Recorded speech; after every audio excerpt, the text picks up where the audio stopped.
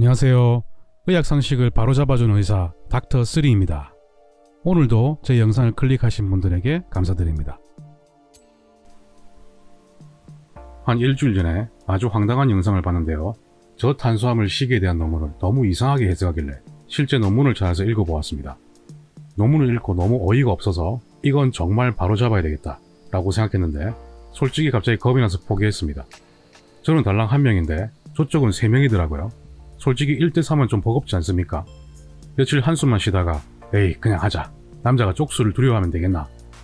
구독자도 저보다 최소 6배는 많은 것 같고 멤버도 3명이니까 마치 18대 1로 싸우는 기분이지만 그래도 최선을 다해서 잘못된 부분은 바로잡아 보겠습니다. 진실은 약자가 강자를 이길 수 있는 유일한 방법이라고 생각합니다. 2018년 8월 각종 유명 언론 매체를 통해 엄청난 뉴스가 보도되었습니다. 저탄수화물 식이는 수명을 단축시킨다. 탄수화물을 너무 적게 먹거나 많이 먹으면 조기 사망 위험이 증가된다. 너무 무섭지 않습니까? 이렇게 자극적인 문구로 여러 언론 매체에서 반복적으로 보도하다 보면 일반인은 물론이고 의사들도 동요할 수 있습니다. 전문가들도 연구 논문을 읽을 때 대부분 요약된 초록과 결론 부분 그리고 그래프나 데이터 정도만 간단히 보는 경우가 많습니다. 하지만 이렇게 대충 읽으면 비판적인 분석이 불가능합니다. 이 연구를 자세히 보면 정말 많은 교훈을 얻을 수 있습니다. 여러분의 건강을 위해서 오늘도 끝까지 시청해 주시면 감사하겠습니다. 그 유명 유튜버분은 이렇게 말을 합니다. 여러분들이 뭘 찾아보면 다양한 충돌되는 데이터들이 있을 텐데. 예, 맞습니다. 결과가 정반대로 나오는 경우도 아주 흔한 일입니다.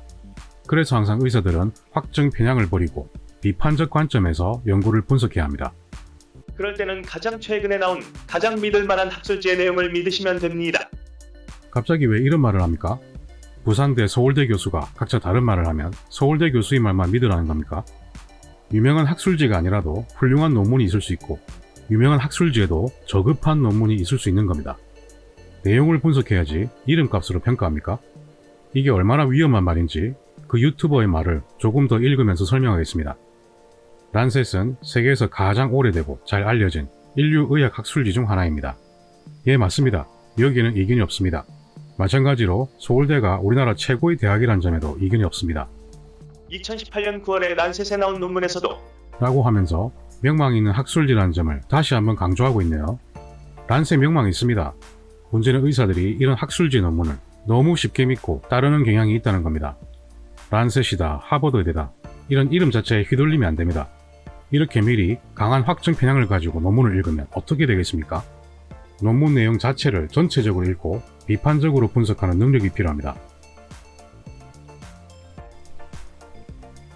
그러면 가장 최근에 나왔다는 가장 믿을만 하다는 학술지인 문제의 란셋 연구를 보겠습니다. 논문의 제목은 식이 탄수화물 섭취와 사망률입니다. 그런데 아래에 전향적 코호트 연구와 메타 분석이라고 되어 있죠. 연구 방법부터 사실 문제가 좀 있는 겁니다. 둘 중에 하나만 하는 게 일반적인데요. 과연 코호트 연구와 메타 분석을 같이 넣은 논문이 몇 개나 있을까요? 저는 잘 기억이 안 납니다. 왜 이런 형식을 취했는지 뭐 대충 이해는 됩니다. 식이 연구 자체가 워낙 결점이 많고 논란이 될 수 있으니까 보다 객관적으로 인식될 수 있는 메타 분석을 뒤에 넣어서 혹시 관찰 연구의 결점을 희석시키는 의도가 있는 건 아니겠죠? 설마. 앞으로 전향적 코호트 연구와 메타 분석이 같이 들어있는 논문을 보시게 되면 더 유심히, 더 주의 깊게 봐야 합니다.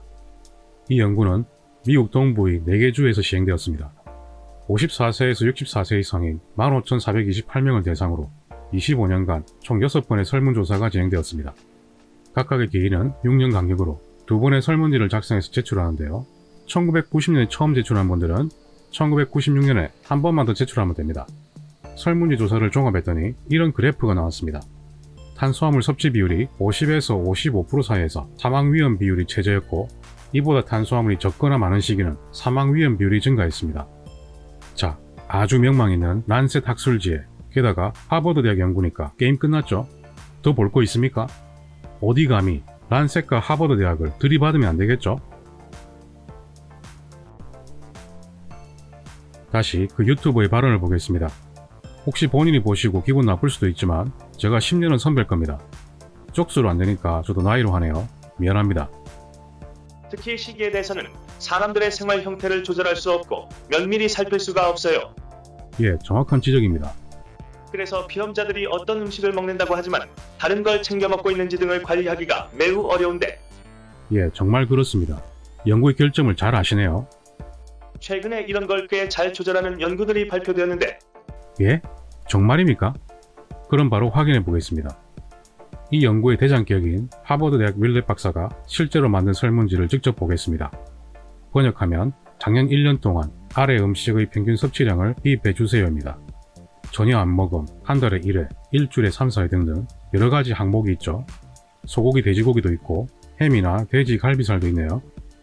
여러분, 지난 1년 동안에 뭘 먹었는지, 얼마나 먹었는지 잘 기억하십니까? 전 일주일 전에 먹은 것도 기억을 잘 못합니다. 여러분들은 잘 기억하십니까? 기억하신다고요? 좋습니다.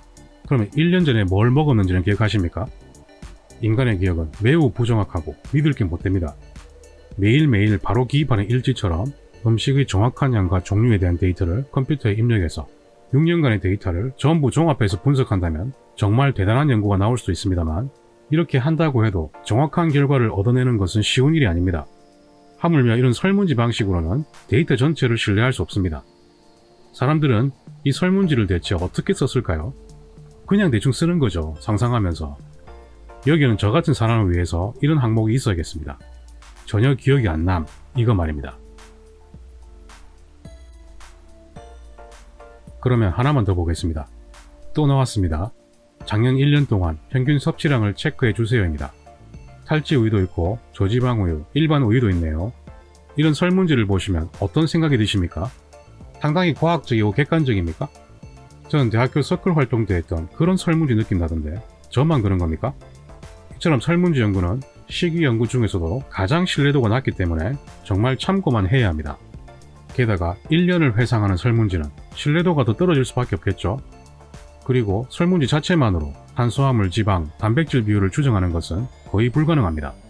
이렇게 신뢰도가 낮고 근거가 약한 논문은 연구 데이터를 너무 믿으면 안 됩니다. 거기다가 란셋이니 하버드 대학이니 이런 확증 편향은 더더욱 위험합니다. 아까 이렇게 말씀하셨죠? 이런 걸 꽤 잘 조절하는 연구들이 발표되었다고 했는데 정말입니까? 이 설문지는 직접 봤어요?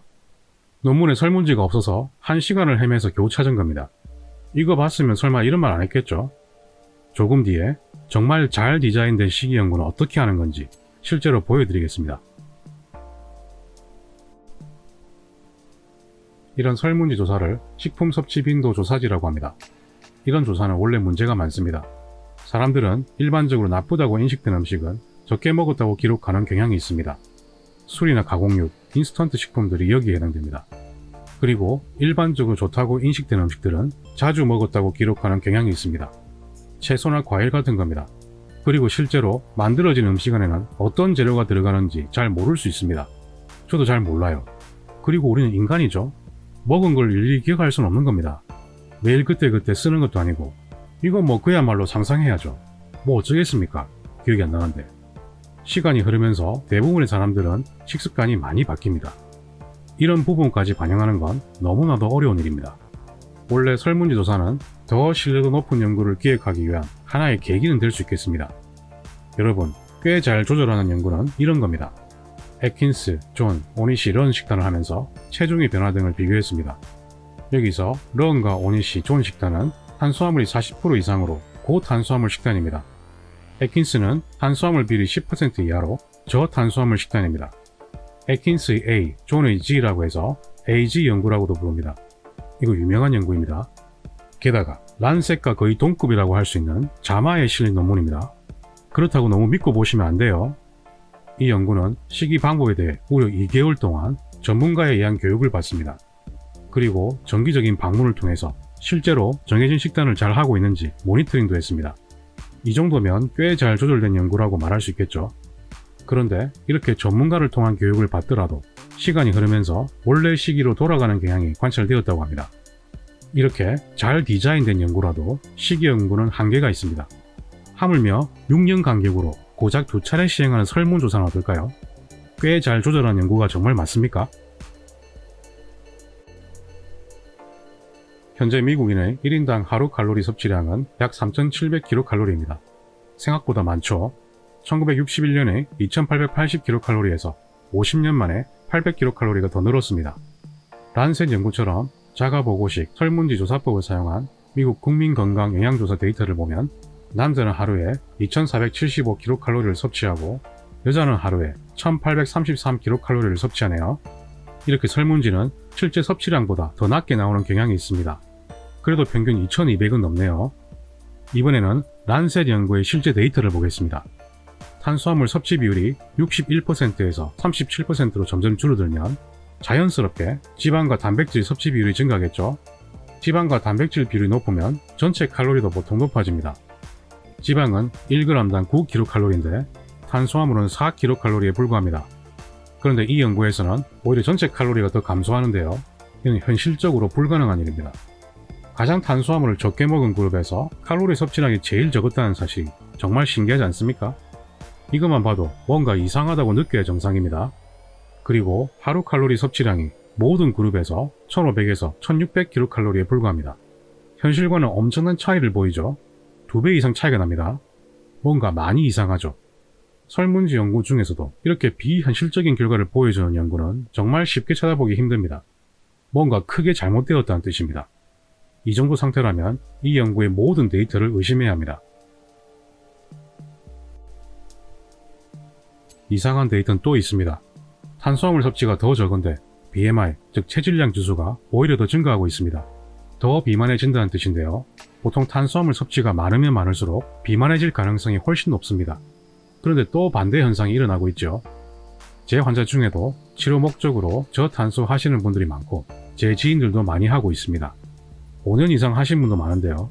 장기적으로 꾸준하게 하시는 분들은 비만한 경우가 아예 없습니다. 다들 살이 너무 없어요. 즉 장기적으로 저탄수화물 식이를 하면 비만한 경우가 훨씬 적습니다. 그런데 이 데이터는 반대로 가고 있죠. 그리고 탄수화물 섭취가 더 적은데 당뇨 환자가 더 많습니다.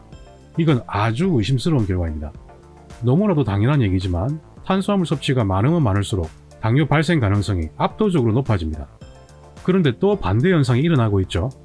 이렇게 데이터가 전부 거꾸로 가면 이 데이터를 어떻게 믿을 수 있습니까? 이번에는 조금 다른 관점에서 바라보겠습니다. 조금 전에 탄수화물 섭취가 더 적은데 오히려 더 비만한 사람이 많았죠. 이렇게도 해석할 수 있습니다. 더 뚱뚱하니까 일부러 더 저탄수화물 식이를 했겠지 라고 말입니다.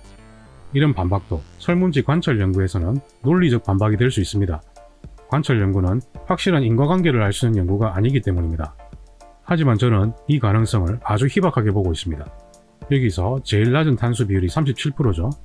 살 빼려고 저탄수하는 분들은 최소 10% 비율로 먹습니다. 37%는 너무 비율이 높아요. 그리고 1980년대에서 2010년대 사이에는 저탄수 식이 자체에 대한 이해도가 거의 없었습니다. 전 인구의 1%에도 미치지 못했을 겁니다.